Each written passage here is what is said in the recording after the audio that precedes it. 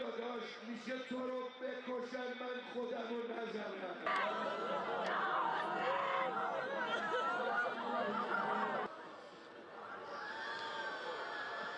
فتنه ها داره میلرزه.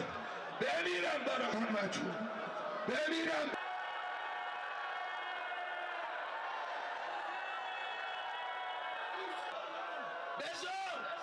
بذار همه عالم ببینم. عشق داداش میشه تو رو بکشن من خودم رو نزنم.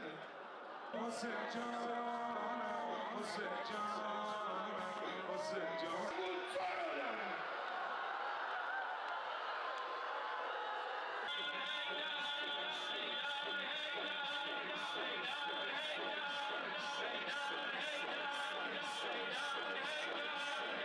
عزیزترین کسمون رو از دست دادیم، بزرگمون رو از دست دادیم، آقامون رو از دست دادیم. به خاطر اینجا جمع شدیم.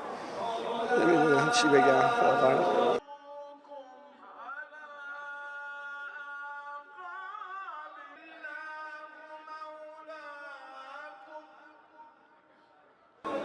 والا الان که دیدید خودتون، همه دوست دارن که این پاسخ واقعا محکم و تا آخرین لحظه باشه که این اسرائیل غاصب از روی زمین برچیده بشه. همونجور که خود آقا گفته بود باید این اسرائیل از زمین برداشته بشه.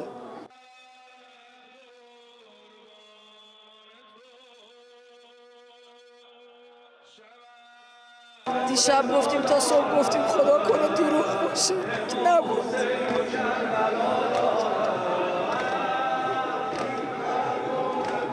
متاسفانه حقیقت بود.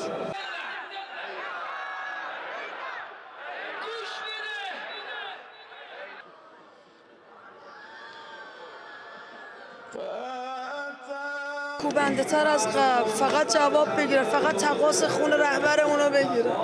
تا آخر برامون رهبره، مقتداست.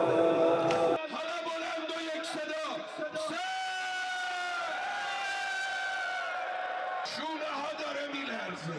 بمیرم برای همه جون، بمیرم. خبر شوکه کننده ای بود، خبری که واقعا آدم اصلا سرشار از خشم، سرشار از نفرت نسبت به اسرائیل، آمریکا. باید انتقام خون آقا رو بگیریم. بعضی از منصوبینش رو کشتن. تو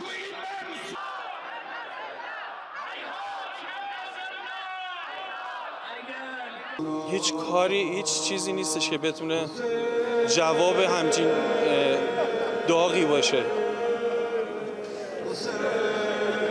شاید باید کل اسرائیل با خاک یکسان بشه. شاید باید نتانیاهو حتما کشته بشه.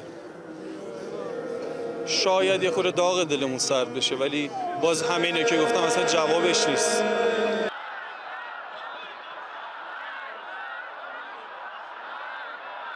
ما میدریم اینا رو، پاسخ بده.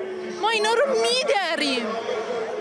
اینا به کسی جسارت کرد، به کسی شهادت افتخار ماست، حق آقاست، حق مسلم آقا بود شهادت، ولی جسارت کرده.